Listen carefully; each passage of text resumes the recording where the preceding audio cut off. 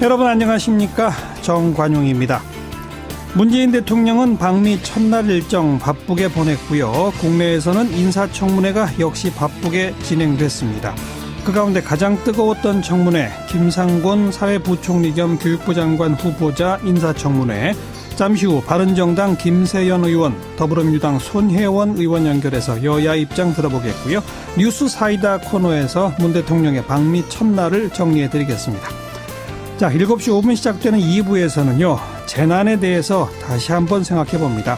지진, 산사태, 화재, 각종 사고, 재난은 끊이지 않죠. 재난에 대한 체계적인 대처, 개인 차원의, 사회 차원, 정부 차원의 대처 어떻게 해야 할까요? 거의 모든 재난에서 살아남는 법 궁금하시죠? 재난 칼럼니스트 성상원 씨 초대해서 이야기 좀 들어보겠고요. 외신에 보도된 우리 모습 살펴보는 밖에서 본 한국 코너까지 2부 시간에 준비합니다. 잠깐 광고 듣고 1부 출발합니다. 김상곤 사회부총리 겸 교육부 장관 후보자에 대한 인사청문회 열리고 있습니다. 시작 전부터 벽보 부착건, 자료 제출건 등등으로 이 여야 의원들 간 기싸움이 팽팽했다고 그러고요. 논문 표절 문제로 지금 자격 시비가 뜨겁게 이어지고 있다 합니다. 교문위 소속 여야 의원 차례로 연결해 봅니다. 먼저 야당 입장 바른정당의 김세연 의원 연결합니다. 안녕하세요. 네, 안녕하십니까. 네. 자유한국당 의원들이 그 청문회의장 들어가는 복도에 뭐 논문 표절 의혹을 지적한 벽보를 쭉 붙여놨었다면서요? 네, 저도 직접 보지는 못했습니다만 그렇게 했다고 들었습니다. 그래서 네. 국회 사무처가 이 벽보를 또 결국 뗐다죠? 네. 우리 김세연 의원은 어떻게 생각하세요? 벽보 붙인 거 또 뗀 거? 아까 그 문제 가지고 위원장과 자유한국당 의원들과 좀 실랑이가 있었습니다. 예. 위원장은 그 회의를 원만하게 진행하기 위해서 그의 불필요한 부착물들을 철거해달라고 국회 사무처에 요청을 했다 이렇게 설명을 했고, 예. 자유한국당 의원들은 위원장은 회의장 내에 질서 유지를 할 의무는 있지만은 회의장 바깥의 사정까지 그렇게 관여할 권한이 없다고 주장을 하면서 다소간에 있었습니다. 예. 김세연 의원은 어떻게 보세요?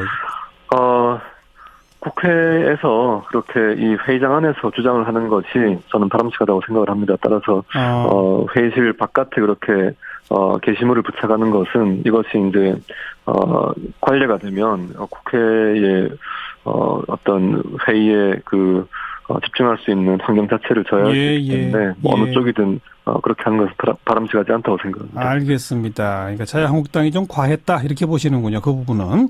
네. 그다음 이제 자료 제출 건인데 우리 김세연 의원께서 이 김상곤 후보자 측에서 자료를 제출하면서 일부를 조작하려고 했다. 네. 남자 이음이다 이런 표현까지 하셨다고 하는데 네. 그 이유가 뭡니까? 제가 정확하게 했던 표현은 자료 조작을 시도한 의혹이 있다. 이것이 사실이라면 남자 이음이라는 이야기를 들어도 할 말이 없을 것이다. 이렇게 표현을 했고요. 네. 왜 그랬냐면은 국무위원으로서 이 어떤 주한미군의 즉각 철수 주장 등을 담은 이 성명서에 같이 이름을 올렸다는 것은 그 편향성이나 급진성 때문에 상당히 국익을 저해할 수 있다 이런 판단을 할 수 있습니다. 예. 이 부분을 검증하기 위해서 후보자가 2005년도에 참여했던 반전 평화 주한미군 철수 2005 민중 선언 이 선언문 전문을 요구한 게 있습니다. 그런데 막상 제출을 한 것은 제목은 그 제목을 붙여놓고 네. 같은 해에 열렸던 에이펙 정상회의 반대 성명의 내용물을 붙여왔습니다. 그래서 이게 저희도 너무 이 내용하고 달라서 살펴보고 검증을 해보니까 이게 제목과 본문이 전혀 엉뚱한 내용을 가져온 것이 발각이 되어서 문제 제기를 했던 거고요. 핵심적인 내용이 주한미군 철수 주장이 에이펙 정상회의 반대 성명에는 빠져 있습니다. 그래서 이것이 무슨 의도성을 가진 것이 아닌가 강한 의심을 할 수밖에 없었고 나중에 해명을 하기를 후보자가 직접 해명한 것은 아니고 실무자가 과정을 이제 알려온 겁니다만 실무자 착오라고 해명을 했습니다만 아무래도 저희가 이 자료를 받은 이후에 판단하기에는 석연치 않은 부분이 있어서 아까 그런 발언을 했습니다. 그러니까 자료 조작을 시도한 의혹 이렇게 표현하셨다. 네. 근데 실무자 착오로 표지랑 본문이 뒤바뀌었다. 나중에는 제대로 된 게 오긴 왔나요? 그 과정도 좀 의심스러운 부분이 있는 게, 제출한 자료에 착오가 있었다. 또는 이런 부분이 사실과 다르다는 것을 따로 저희한테 알려오지를 않고, 예. 그 이후에 대량으로 이 제출된 자료 안에 슬그머니 끼워서 제대로 된 자료를 아무 설명 없이 그냥 끼워왔습니다. 예. 그래서 이런 부분들이 뭔가 숨기려는 의도가 있었던 것이 아니냐 의심을 하기에 충분하다고 보았습니다. 네, 아무튼 근데 후보자 측은 실무자 착오다라는 해명이었다 이거죠. 네, 그렇게 주장을. 그래서 바로 잡았다 나중에는. 네. 그다음 지금 가장 문제가 되는 게 두 가지죠. 하나가 이제 논문 표절 의혹 부분이고 또 하나는 소위 뭐 사회주의자 아니냐 뭐 이런 얘기까지 자유한국당에서 나온다 그러는데 하나하나 좀 짚어보죠. 논문 표절 부분에 대해서는 김세현 의원은 어떻게 생각하세요? 일단 후보자가 근거로 들고 있는 것은 서울대 연구진실성위원회에서 예. 박사학위 논문의 예비조사 결과 연구 부적절 행위는 있었으나 연구 부정 행위는 없었다는 것을 근거로 해서 예. 그것은 뭐 비교적 경미한 사안이라고 스스로 규정을 하고 예. 이 때문에 사퇴할 일이 아니다 이렇게 방어를 치고 있습니다. 예. 뭐 하지만 부적절 행위는 그럼 해도 괜찮은 것인지 당시 학계 관행이라고 하지만 제가 그 시기에 즉 92년도 박사학위 논문을 작성하던 비슷한 시기에 박사학위를 받았던 분들한테 한번 이 자문을 구해보니까 예. 그때도 출처나 색이 있는 아주 철저하게 그 각주를 달도록 이렇게 출처나 각주를 분명하게 기재하도록 예. 훈련을 다 받아왔기 때문에 그건 예. 좀 이해가 가지 않는다 이런 주장들이 그런 의견들이 다수였습니다. 그러니까 그런 의견과 의혹은 얼마든지 있을 수 있으나 그 의혹에 대한 최종 판단 권한은 언급하신 서울대학교 연구진실성위원회가 갖고 있는 거 아닐까요? 거기서 표절은 아니다라고 했으면 그게 결론 아닐까요? 일단 그 학위 수여 대학이나 또는 전문 해당 학술 단체에서 판정을 하는 것이 학계 관행이기 때문에 일단은 그 예비조사 결과를 박사학위에 대해서는 존중을 하지만 예. 아까 후보자가 저와의 질의답변 과정에서 석사 논문에 대해서 연구진실성위원회가 중대한 성을 띠고 있을 경우에는 추가적으로 이 착수하도록 그렇게 이 규정을 담고 있고 그 규정에 따라서 예. 지금 그 조사에 착수했습니다. 28일부로 조사에 착수했다는 공문을 받았고요. 맞아요. 석사 논문은 예. 이제 새롭게 이제 조사에 착수한 거죠. 예. 그래서 지금 아까 답변 과정에서 석사 논문이 만약에 연구 부정 행위로 밝혀지면 사퇴하겠느냐는 답변을 했고 그에 대해서 뭐 사퇴를 포함해서 검토하겠다 그래서 제가 재차 3차 물어서 사퇴까지 하겠다는 그런 뭐 의미 있는 답변을 끌어냈습니다. 예, 그러니까 그것도 역시 서울대 연구진실성위원회 결론을 지켜보자. 나는 어쨌든 표절은 아니라고 생각한다 이런 주장이었다는 거죠. 다만 한 가지 우려되는 것이 교육부 장관은 연구진실성 관련된 모든 우리나라에 존재하는 모든 그 정부 예산을 지원받는 그런 이 논문들에 대해서는 최종 처분권을 교육부 장관이 갖게 됩니다. 이래서 이것이 서울대가 독립성을 가지고 반드시 이렇게 심사를 해주기를 강력히 요구를 하고 알겠습니다. 그건 뭐 분명히 우려가 될 수도 있는 대목이긴 하군요. 네. 자 그리고 뭐 주한미군 철수 등등 성명에 서명한 거, 물론 사상적으로 문제가 있다고 보세요? 어떻게 보세요? 그에 대한 질문이 여러 차례 있었는데 후보자는 일단 뭐 국내적 여건을 감안할 때 안보 여건을 감안할 때 한미동맹이 우리 안보에 기반이 되고 있고 주한미군 철수 주장은 과거에 했던 것과는 달리 입장이 변화한 것으로 보여집니다만 여전히 저희가 좀 불안한 생각을 지울 수가 없는 것이 워낙 오랫동안 이런 주한미군 철수나 국가보안법 폐지나 이런 이 분단 현실에서 과연 너무나 급진적인 인물이 아닌가 하는 의구심은 여전히 갖고 있으나 계속 오늘 청문회 과정에서 좀 지켜보도록 하겠습니다. 아직 끝나지 않았죠. 오늘 밤늦게까지 계속될 것 같은데 현재까지 상황에서 김세현 의원 판단은 적격입니까? 부적격입니까? 부적격으로 봅니다. 왜냐하면 이 연구자로서 이런 연구 윤리를 제대로 지키지 않은 사람이 교육부 장관의 부적절하다고 판정을 내린 것이 지금의 여당에서 과거에 김명수 교육부 장관 후보자 박근혜 정부 때 그때도 훨씬 더 경미한 사안을 가지고도 사퇴를 시켰습니다. 예, 예. 이전에 했던 기준과 너무나 지금 여당에서 다른 기준으로 지금 들고 나오기 때문에 이 부분은 좀 하나의 잣대가 필요하다는 생각이 들고요. 그리고 25년 넘게 재직을 하면서 KCI 등재 기준으로 단 2편의 논문을 발표했습니다. 그런데 동료 연구자들에 비해서 한신대의 경우에도 2년에 한 번꼴로 KCI 등재지 논문을 교수들이 발표를 하고 있고요. 예. 또 후보자가 학위를 취득한 서울대의 경우에는 그보다 더 엄격한 SCI 등재지 기준으로 1년에 한 편씩 논문을 발표하고 있는데 예. 후보자는 13년에 한 편씩 KCI 기준 등재 논문을 발표했을 뿐입니다. 여러 가지로 많이 부족하다고 생각합니다. 부적격이다. 네. 알겠습니다. 여기까지 말씀 듣고요. 고맙습니다. 네, 감사합니다. 바른정당 김세연 의원이었고 이번엔 여당 더불어민주당 손혜원 의원 안녕하세요. 네, 안녕하세요. 예. 네. 2005년 반전 평화 민중선언의 표지에다가 에이펙 정상회의 반대 성명 본문을 붙여가지고 왔다. 일종의 자료를 조작을 시도한 의혹이 있다. 이런 주장에 대해서 어떻게 보세요? 오늘 표창원 의원님 얘기 중에 굉장히 한번 좀 우리가 기억할 만한 얘기들이 있는데 트루먼 대통령이 1950년에 한 얘기 중에서 이 자유국가에서는 행동에 대해서 처벌하지 결코 생각이나 의견에 대해서 처벌하지 않는다는 얘기죠. 예, 예. 이분이 진보학자로서 시민운동을 오랫동안 교육 관련된 운동을 하셨고 교육감까지 하셨던 분인데 예.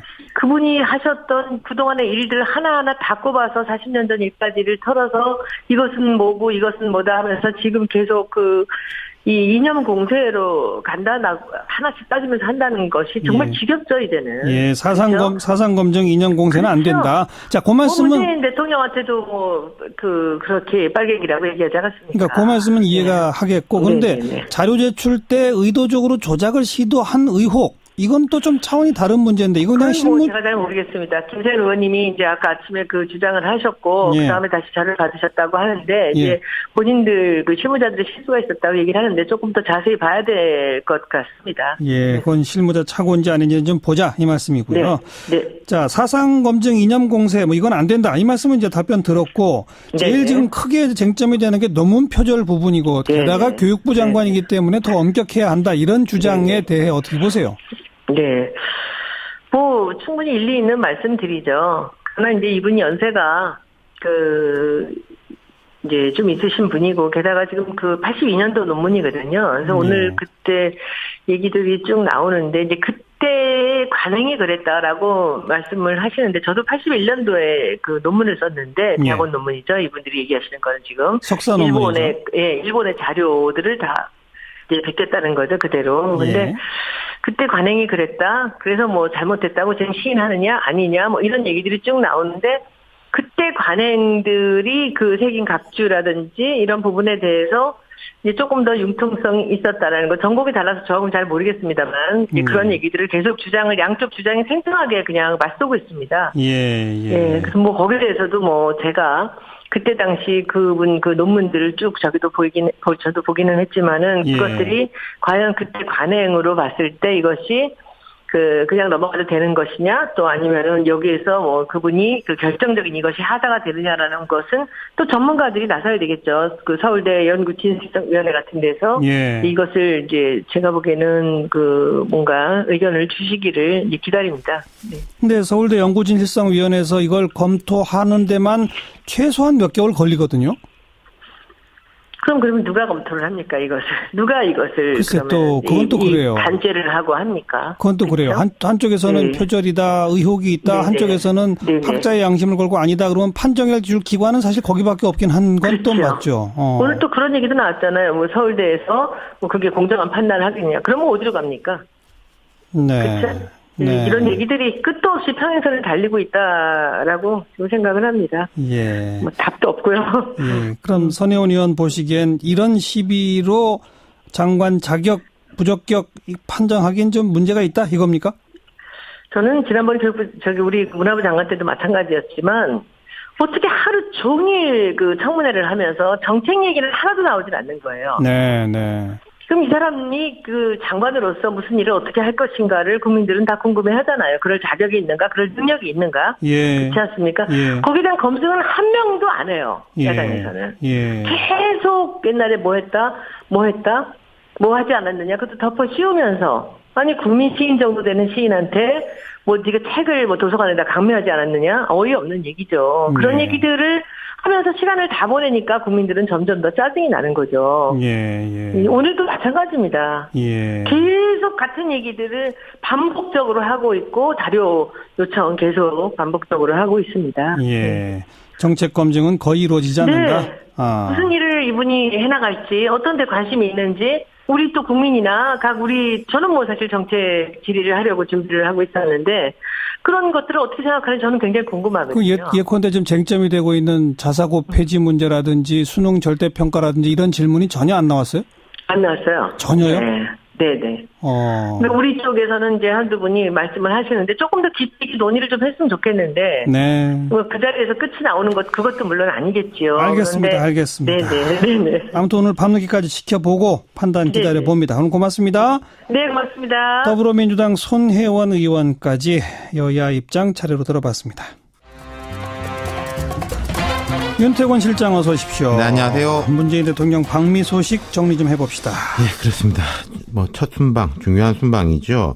근데요, 우리 제일 관심사는 안보 문제잖아요. 또 한미동맹, 네. 뭐 트럼프 미 대통령하고 네. 좀 이제 네. 북한 문제에 대한 뭐 조율이 잘 될까. 예. 미국은 좀 다른 것 같아요. 경제를 거론하고 있죠. 그러니까요. 예. 그 백악관 고위 관계자가 전화 언론 브리핑을 했어요. 여기에서는 뭐라고 말했는고 하니 사드 문제가 반드시 회담의 주요 논점이 될 것으로 생각하지 않는다. 그러면서 한미 간 무역이 불균형하다. 트럼프 대통령은 무역 문제를 한국과 논의하는 게 필요하다고 본다. 네. 한국에서 미국산 자동차 판매에 여전히 장벽이 존재하고 뭐 한국을 통해 미국으로 들어오는 과도한 양의 중국산 철강 제품이 있다. FTA에 대해서도 여전히 큰 격차와 불균형이 존재한다. 네. 양국 정상은 무역 관계에 대해 우호적이고 솔직한 대화를 나눌 것이다. 네. 이렇게 말했어요. 문제는 경제다, 돈이다. 돈이죠. 예. 이게 트럼프 대통령이 대선 때부터 이야기했던 게 사실은 이거였잖아요. 그렇죠. 한미 FTA하고 주한미군 방위비 분담 문제. 예. 이 안보도 돈으로 해가지고 이야기한 게 결국 그 방위비 재협상에 대해서도 이미 부담할 몫을 재논의하기로 메커니즘이 있다. 그 메커니즘이 계속될 것이다. 그랬어요. 네. 뭐 한미 주한미군 방위비 분담 협상은 계속 하는 거예요, 매년. 그렇죠. 그걸 지금 언급한 건데. 네. 근데 어쨌든 이렇게 경제 문제 이런 게 중요하다 이렇게 언급을 주로 했지만 대북 문제는 그건 별로 관심이 없다는 거 그건 또 아니잖아요. 그렇죠. 대북 문제에 대해서 이렇게 말했습니다. 자, 조건이 적절하면은 관여하지만은 조건이 맞을 때까지 압박을 유지하고 강화한다는 것이 문 대통령의 접근법이고 트럼프 대통령의 접근법이다. 우리 생각이 같다 이 말이잖아요. 같은 말이죠. 이 관여라는 게 사실은 대화 뭐 이런 거죠. 그렇죠. 대화 협상이죠. 예. 어쨌든 그러한 관여가 압박 작전을 약화하느냐고 묻는다면은 나는 그렇게 생각하지 않는다. 그러니까 우리 정부가 예를 들어서 북한에 대해서 대화를 병행하자. 제재는 제재지만 대화를 병행하자. 오케이. 뭐 문제가 뭐가 있냐. 예. 근데 돈 문제는 우리 좀 이야기해야 되겠다. 예. 지금 분위기가 이제 이런 것 같아요. 예.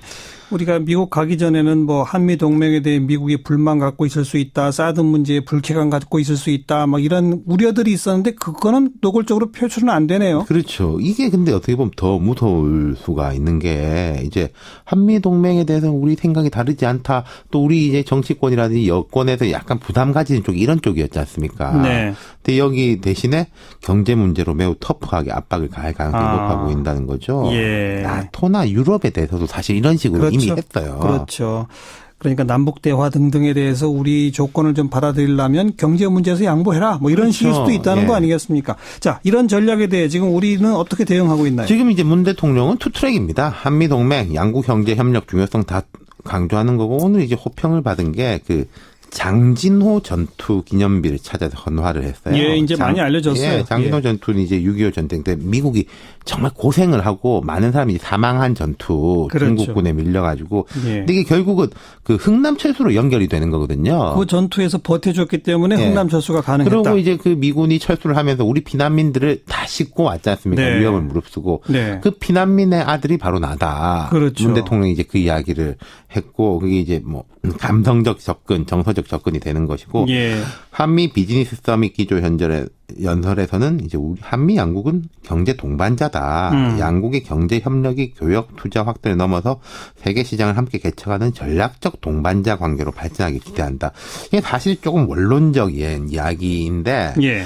트럼프 대통령의 압박에 대해서는 이제 우리 기업들이 나서는 거예요. 지금 우리 보면은. 기업들이 대미 투자 늘린다 뭐 이런 거죠. 그러니까요. 과거에 이런 거 있으면은 우리가 뭐 수출을 얼마 한다, 계약을 얼마 따온다 이런 게 뉴스인데 이번에는 뭐 삼성, 현대차, SK, LG 등이 총 352억 달러, 40조 원어치의 보따리를 들고 갔다. 어허. 이게 뉴스예요. 예. 지금 보면은 뭐 128억 달러, 14조 5,700억을 투자하고 앞으로 5년 동안 224억 달러, 25조 5천억 원치를 구매한다. 네. 이게 이제 골자인데. 대미 직접 투자, 그다음에 미국산 물건 사들이는 거. 그렇죠. 물론 이게 뭐 정부가 시켜서 하는 거냐 그런 차원이라고 보기는 어려운 게 개별 기업 입장에서도 이제 미국 시장에 대해서 적응을 해야 되는 것이고 또 글로벌 기업들은 우리나라만큼이나 미국의 정책에 신경을 곤두세우잖아요. 당연하죠. 네, 그러니까 예컨대 중국의 뭐 알리바바의 마윈 회장이나 일본 소프트뱅크 손정희 회장 같은 경우에 이미 뭐 어마어마한 투자 계획을 밝힌 바가 있어요. 예, 예. 이런 맥락이니까 뭐 그렇게 부정적으로 볼 것만 아닌데 약간 저는 이제 개인적으로 좀 씁쓸한 느낌이 들긴 들어요. 어떤 점에서요? 결국 이제 안보 문제를 레버리지로 삼아가지고 미국이 볼 때 당신들 약한 고리가 이거 아니냐. 대신에 이제 경제로 우리가 실속을 챙기겠다. 예, 예. 미국은 이제 이런 식으로 이제 철저하게 트럼프 대통령은 이렇게 접근을 할 건데 우리가 이제 이런 부분에 대해 약할 수밖에 없는 뭐 지정학적 위치라고 할까요? 이런 예. 부분이 있네요. 아니 우리도 또 똑같은 카드를 쓰면 됩니다. 네.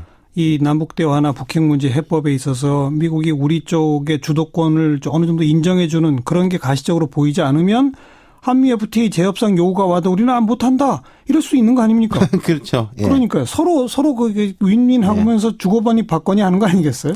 처음에는 이제 우리가 조심스러운데 말씀하신 대로 다다음번에는 좀 이렇게 동등한 관계에서 강하게 그러니까요. 나갈 수 있었으면 좋겠습니다. 네.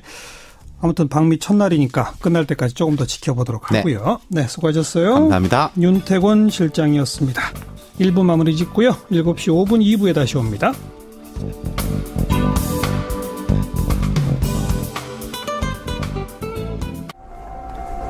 런던 화재, 스촨성 산사태, 콜롬비아 유람선 침몰.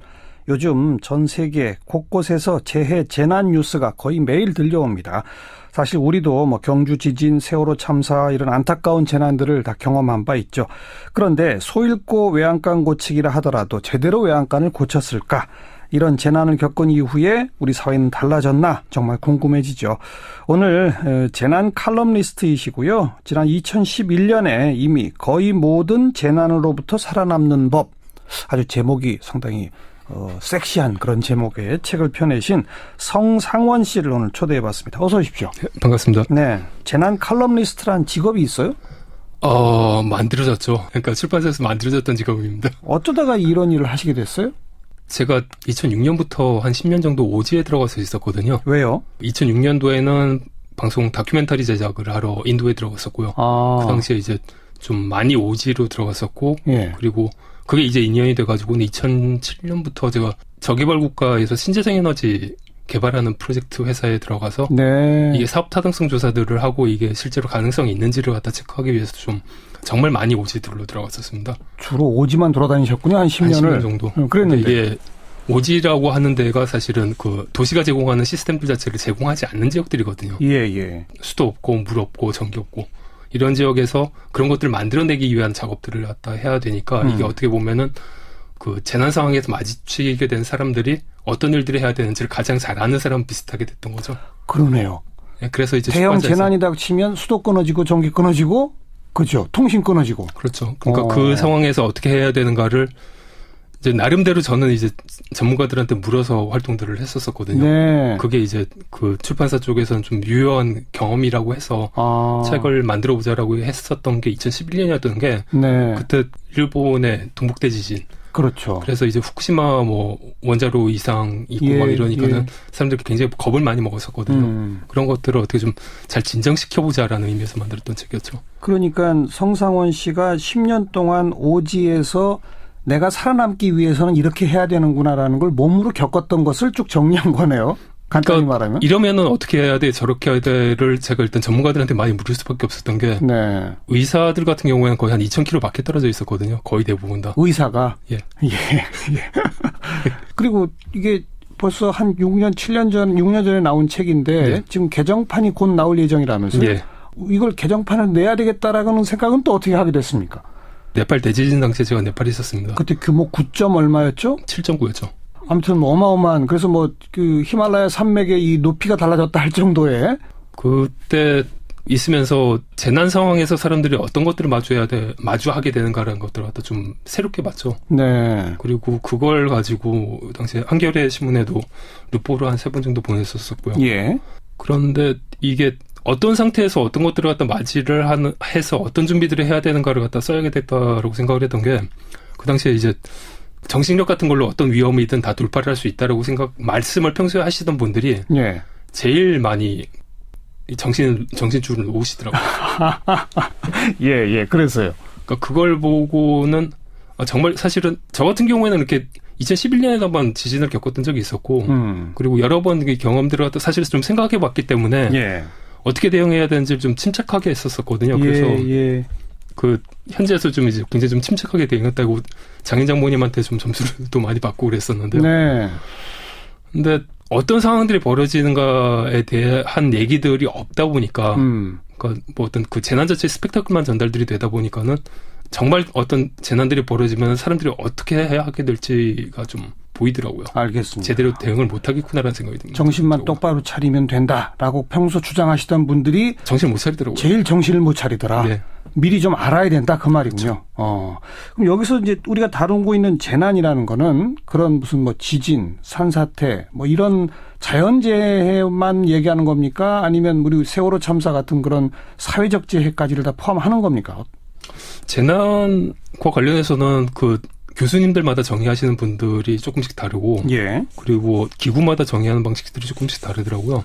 근데 제가 일했던 영역에서 이제 같이 그러니까 자주 만나게 되던 분들이 UNDP, 그러니까 유엔 개발계획 그 직원들을 가끔 만나게 됐는데, 그분들이 정의하는 거는 사회 기본 조직이나 정상 기능이 와해되는 갑작스러운 사건이나 외부의 도움 없이 그 재난을 극복하지 못하고 정상적인 능력으로는 처리할 수 있는 범위가 넘어가는 형태의 사건. 그리고 뭐 사회 간접 시설. 원인이 자연일 수도 있고 인공일 수도 있네요.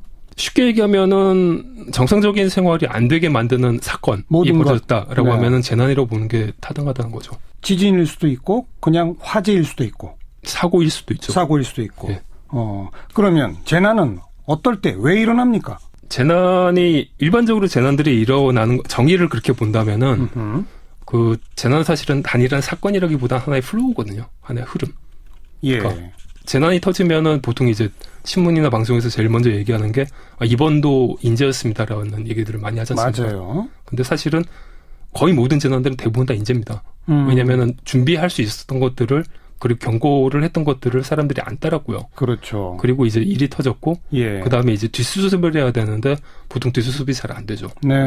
그러니까 예를 들어 우리 세월호 얘기를 보자면은 인허가와 관련돼서 조금 미심쩍은 배가 들어왔고요. 그렇죠. 그리고 운항을 하기 전에 사전 뭐 안전장치라든가 이런 것들이 거의 진행들이 되지 않았고요. 그렇죠. 과적했고요. 그리고 개조도 불법 개조가 있었고요. 그렇죠. 그런 상태에서 배가 출발했고 이제 사고가 났는데, 사고가 나고 나서도 사실은 이후의 과정들은 사고 자체를 갖다가 수습하기 위한 과정이라기보다는 정권이 책임을 탈출하기 위한 과정으로밖에는 진행들이 안 됐죠. 그렇죠. 그러니까 그게 사실은 재난의 총체적인 형태들로 딱 나타났던 거죠. 네.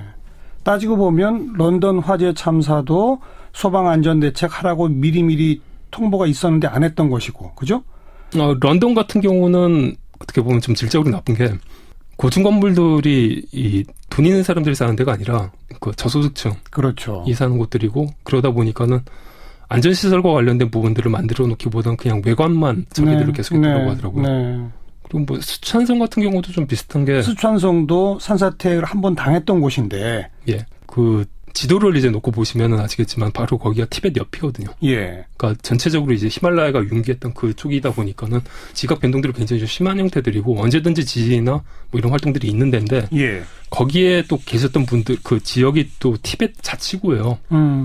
한족들이었다고 한다면은 어떤 보호들을 갖다 받을 수 있었을 텐데 보호를 가장 못 받는 분들이 사실 사는 곳들이다 보니까는 네. 대응 자체가 거의 안 됐던 거죠. 그러니까 재난이 일어나기 전에 미리미리 대비했다면 막을 수 있었던 것들이 못 막는 것이 재난이 된다. 그죠? 그렇죠.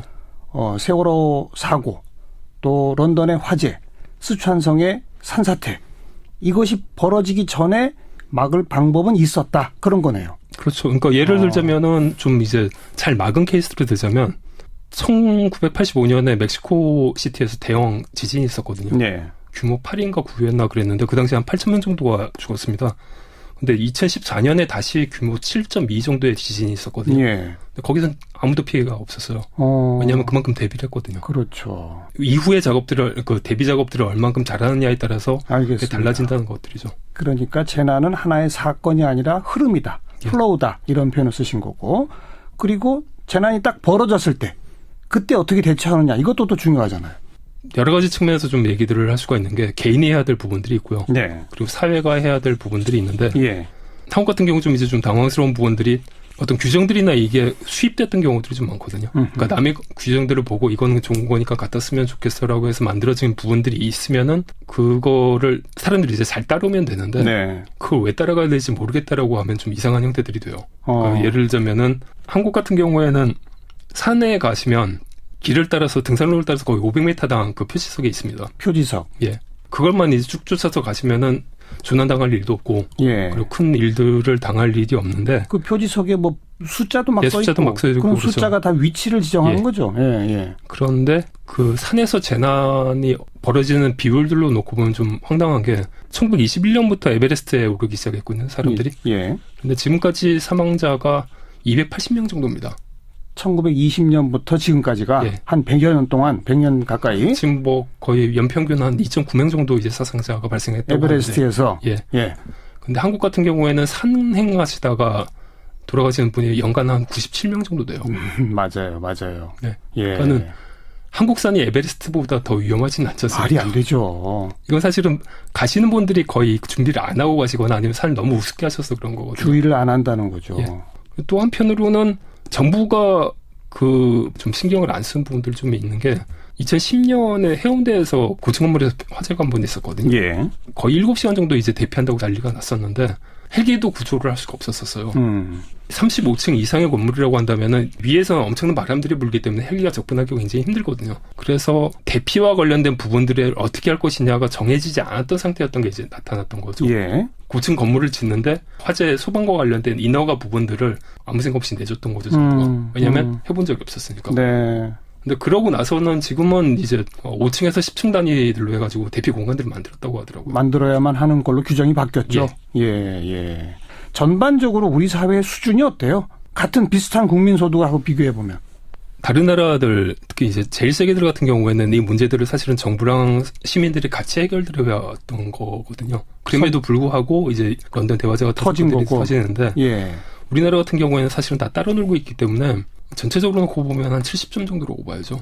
정부와 시민이 따로 놀아요? 그러니까 정부가 굉장히 안전을 신경 쓰는 게 이제 등산로 같은 경우가 대표적인 사례가 되는 건데, 근데 사람들이 그걸 신경을 안 써서 사고 발생들이 되는 거거든요. 그러니까 주로 이제 등반 사고의 대부분은 사실은 주치 상태에서 움직이시는 거고요. 그러니까 정부는 하느라고 한 건데 예. 시민이 안 따르는 경우고, 그죠? 또 한쪽 같은 경우 아까 말씀드린 대로 그 고층 건물의 소방 시설들 같은 경우에는 정부가 먼저 이제 관계 법령들을 내놓고 안전장치들을 갖다 요구를 했었어야 되는데 예. 그냥 그 자율에 맡긴다라고 해서 그냥 빠진 경우죠. 아, 그건 할 일을 안 한 거고 정부가. 그렇죠. 예. 자, 어쨌든 이 재난 전, 재난 당시, 재난 후 뭐 이렇게 나누어서 쭉 설명했습니다마는 책 제목이 거의 모든 재난으로부터 살아남는 법이에요. 예. 이 방송 들으시는 시민들은 살아남기 위해서는 뭐 해야 합니까, 그러면? 개인적으로 준비를 하셔야 될 부분들 같은 경우에는 대략 한 4가지 정도를 준비를 하셔야 됩니다. 첫 번째는 이제 생존 배낭을 구비를 하셔야 되고요. 생존 배낭? 예. 그 안에 뭐뭐 넣어야 됩니까? 생존 배낭들은 뭐 비상용 음식들을 먼저 구비를 하셔야 됩니다. 비상식량? 일단 고열량식으로 그 한 분당 7끼 거를 준비를 하셔야 됩니다.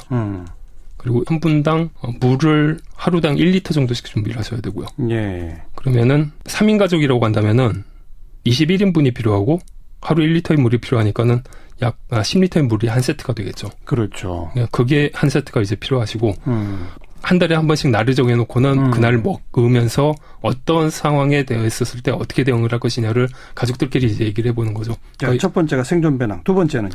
두 번째가 이제 그 생존 배낭에 들어가야 될 게 이 구급 약품들이죠. 예. 그런데 이제 가장 주의하셔야 될 거는 약들이 제한 기간들이 있어요.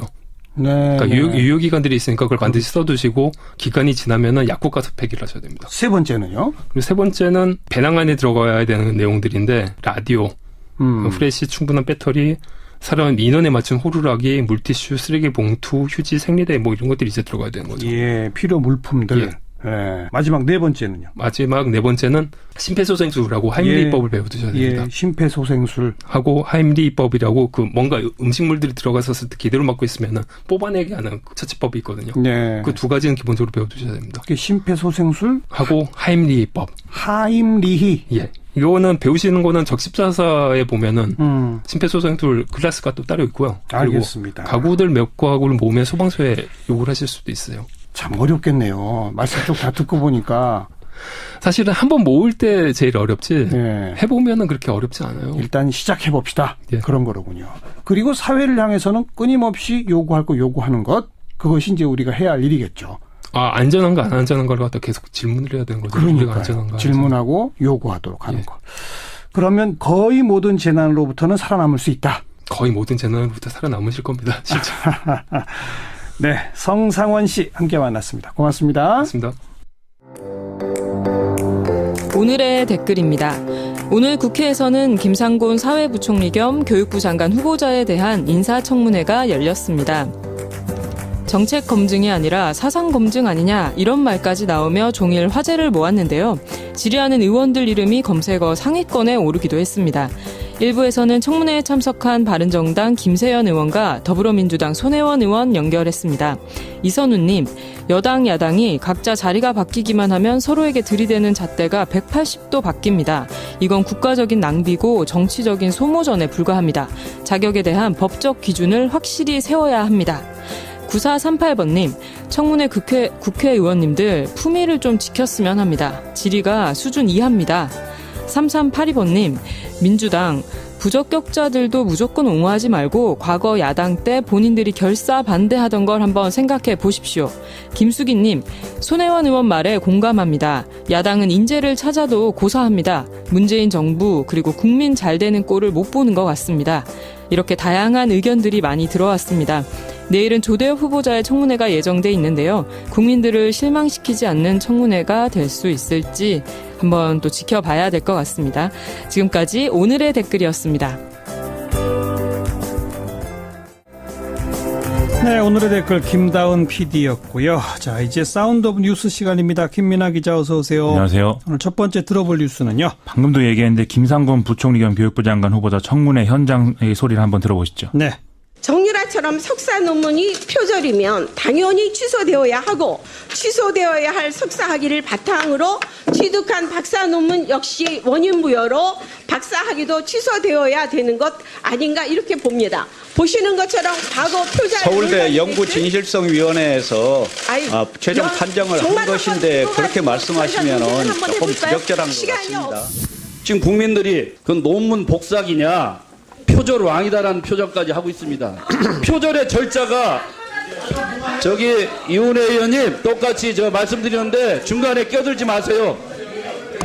저 노웅래 의원님도 껴들지 마세요. 저 국민들이 지켜보고 있어요. 이훈혜 의원. 네. 자유한국당 의원들 목소리 같죠? 누굽니까? 앞에 나온 것은 이제 그 유명한 자유한국당 이은재 의원이었고요. 뒤에는 이제 이장호 의원이 표절에 대해서 얘기를 하고 있는 겁니다. 네. 오늘 김상조 후보자 관련 문제 제기는 크게 두 가지로 볼 수가 있겠는데. 김상곤 후보자. 예, 죄송합니다. 논문 표절, 2년 피상 이 두 부분에 대해서 이제 문제 제기가 이루어진 거죠. 논문 표절은 아니라고 강경한 입장을 취했죠, 후보자는? 그렇습니다. 석사학위 논문에서 130여 부분, 그리고 박사학위 논문에서는 80여 부분을 표절했고 학술 논문 44군데 중복 게재했다. 이게 이제 문제 제기의 핵심인데요. 김상곤 후보자는 지난해 서울대 연구지신성위원회가 문제가 된 논문들에 대해서 표절이 아니고 인용 및 출처 표시 등에서 부적절한 것으로는 판단했다. 이렇게 이제 결론 내린 점을 계속 얘기를 했습니다. 당시 기준으로 관행상 그렇게 표기하는 것 정도는 문제가 없다는 점을 인정한 거다. 이런 얘기죠.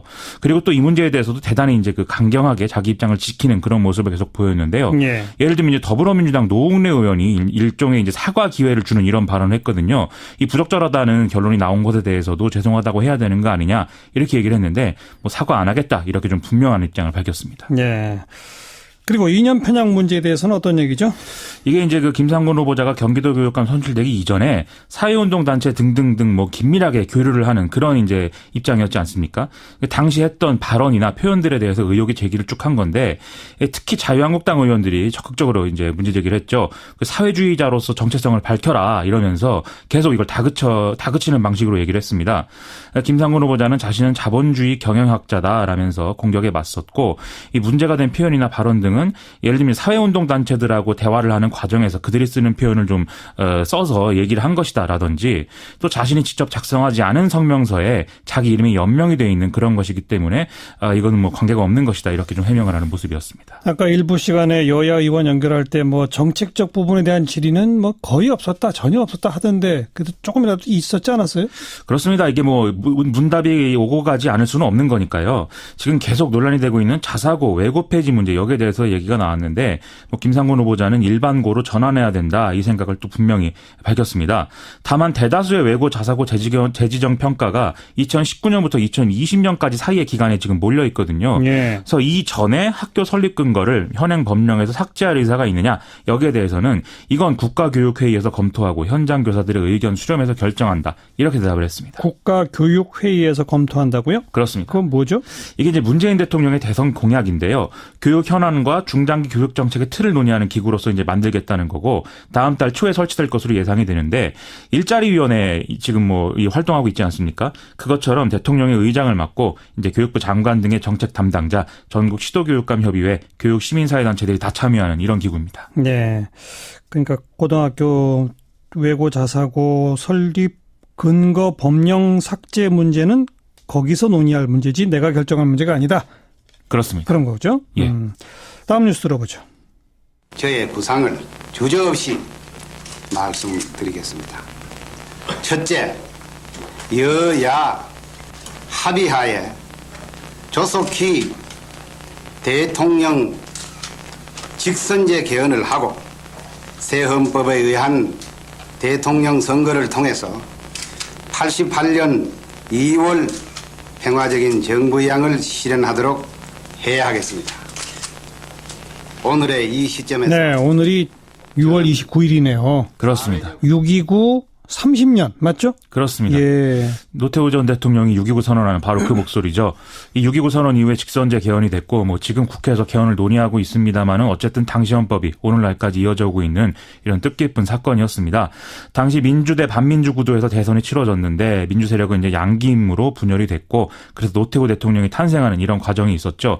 그래서 그동안 6.29 선언에 대해서는 주로 민주 세력의 분화 이런 점들에 이제 주목을 해서 평가를 했던 게 사실이거든요. 예. 그런데 오늘은 오히려 6.29 선언에 대한 이 평가를 둘러싸고 보수 세력의 분화가 촉진되고 있다. 이런 점들을 나타내는 사건들이 좀 있었던 것 같습니다. 어떤 사건이요?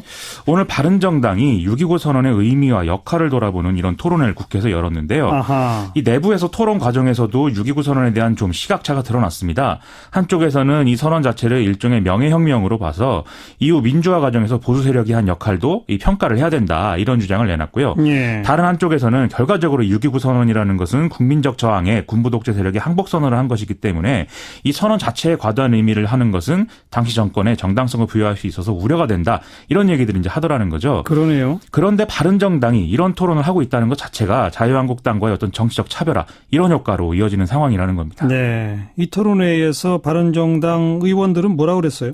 상당히 이제 강경한 발언이 쭉 나오는 그런 상황이었는데 하태경 최고위원이 이렇게 얘기했습니다. 지금의 자유한국당은 유신 보수들의 잔당이다. 자유한국당 청산이야말로 시대의 과제이고 바른정당의 과제이다. 이렇게까지 얘기를 하는 것이고요. 네. 이해운 대표도 인사말에서 과거 3당 합당 이후에 군부 독재와 손잡았다는 공격을 쭉 받아왔는데 그때 할 말이 없었다. 하지만 이제는 진정한 민주 세력, 보수 세력으로서 바른정당이 출발했다. 이렇게 얘기를 했는데 결국 이제 3당 합당 이전의 어떤 통일민주당 그리고 상도동계 뭐 이런 포지션을 자기들이 이제 계승하고 있다. 이런 얘기하고 싶다는 얘기인 거죠. 예. 또 바른정책연구소장을 맡고 있는 김세현 의원도 6.29는 직선제 개헌 요구한 60운동의 승리였는데 탄핵과 촛불혁명 이후 지난 6개월이 우리에게 어떤 의미인지 한번 돌아보자. 이런 발언을 쭉 하더라는 겁니다. 네. 바른정당은 이런 의미를 부여하면서 스스로를 자리매김하는데 국민한테 먹히느냐 그게 문제 아니겠습니까? 그걸 앞으로 좀 지켜봐야 될 것 같습니다. 다음 뉴스 들어보죠.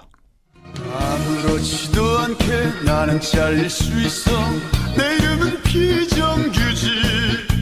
저희 처우는 10년 일하면 정규직의 50%밖에 안 됩니다. 시간이 가면 갈수록 격차가 커지는 단위 중에 하나입니다. 배가 고파요. 밥을 주세요. 빵으로만 부족해서 김밥으로 먹으려고 싸왔습니다. 김밥 대신 엄마가 그냥 밥 먹으라 해가지고 된장찌개 사왔어요. 밥을 주세요. 네, 오늘 전국의 학교 급식 조리원들 파업에 돌입했고 뒷부분에는 그 학생들 목소리까지 같이 들어있네요. 그렇습니다. 오늘 17개 시도교육청 가운데 제주와 경북, 울산, 대구, 전북을 제외한 12개 교육청 산하 학교 비정규직 노조 지부들이 파업에 들어갔고요. 내일은 대구와 전북 지역도 파업에 합류할 예정이라고 합니다. 교육부는 전국 초중고 중에 한 16.7%에 이르는 3,150곳에서 1만 4천여 명 정도가 오늘 파업에 참가한 것으로 추정을 하고 있습니다. 네, 뭐 큰 혼란은 없었습니까? 일단 노조가 일찌감치 파업을 예고했기 때문에 교육청과 학교별로 대책에 마련될 수 있는 시간들이 있었습니다. 그래서 어떤 뭐 불상사가 있다든지 뭐 이런 것들은 없었던 것으로 파악이 되고 있는데요. 어쨌든 급식에는 차질이 좀 빚어졌습니다. 이 파업에 참여한 3,150개 곳 학교에서 급식이 중단된 곳이 한 1,900여 곳 정도 된다고 하고요. 여기의 경우는 이제 대개 빵과 우유가 대신 제공이 됐고 600여 개 학교에서는 뭐 이것도 좀 부족해서 도시락을 싸오도록 하는 그런 상황이었습니다. 예. 또 일부 학교에서는 단축 수업도 이루어졌고요. 특수교육이라든지 돌봄 교실 등의 이런 교실들은 일부 파행 운영되는 상황이었습니다. 이 학교 비정규직 노조 쪽의 요구사항 정리해 보시면요. 일단 근속수당과 명절 상여금 등의 복리후생 수당을 정규직의 80% 수준까지 올려달라. 이게 핵심입니다. 뭐 부가에서 뭐 비정규직을 다 정규직화해달라 이런 이제 요구들도 있는데요. 어쨌든 이게 핵심이고 방금도 말씀드렸지만 소리에서 나왔지만 현재 10년 일하면 급여가 정규직의 50%에 불과하게 되고 20% 일해도 41%밖에 안 된다는 거거든요. 20년 일할 때 41%. 그렇습니다. 예. 엄청난 격차가 있는 거죠. 그래서 노조 측은 이제 시도교육청과 그동안 임금 교섭을 해왔는데 지금 기본급 3.5% 인상 외에는 별다른 합의점을 찾지 못하는 그런 상황이었기 때문에 협상이 중단됐고 따라서 파업이 불가피하다 이런 주장을 하고 있는 상황입니다. 네. 협상이 다시 또 안 되면 재차 파업도 또 있을 수 있다라고 하던데 참 좀 더 지켜보고요. 다음 뉴스 들어보죠. 표절된 이 슬로건에 크리에이티브란 말이 들어있다는 거죠. 표절과 창의. 참으로 비극적인 코리아입니다. 이것은 명백한 표절입니다. 무슨 얘기죠? 더불어민주당 손혜원 의원이 지난해 국가브랜드 크리에이티브 코리아 여기에 대해서 문제 제기하는 소리죠. 예. 프랑스의 크리에이티브 프랑스 표절이다 이렇게 얘기해서 상당한 파장이 있었는데 오늘 문체부가 크리에이티브 코리아 더 이상 안 쓰기로 했다 이렇게 밝혔습니다. 지난해 11월에 예산 대폭 축소하고 해외 홍보용으로만 쓰겠다고 했었는데 한 발 더 나간 조치를 취한 것이죠. 여기 낭비된 예산이 얼마예요? 35억 정도 됐는데요. 아하. 이 중에 일부는 또 차은택 씨가 실소주를 운영하고 주도했던 플레이그라운드 유관업체로 들어간 사실들도 밝혀졌죠. 그래요? 여기 관계자들이 이제 차은택 씨 재판에 지금 증인 출석하고 이런 과정들이 쭉 있었고요. 그래서 지금도 이것도 좀 검찰 수사가 명확하게 이루어졌느냐 여기에 대해서 왈가왈부하는 논란이 좀 있는 상황입니다. 이거 안 쓰면 앞으로 국가 브랜드 안 씁니까? 문체부는 새로운 국가 브랜드 슬로건 개발은 검토 안 한다 이런 입장을 좀 명확히 밝혔고요.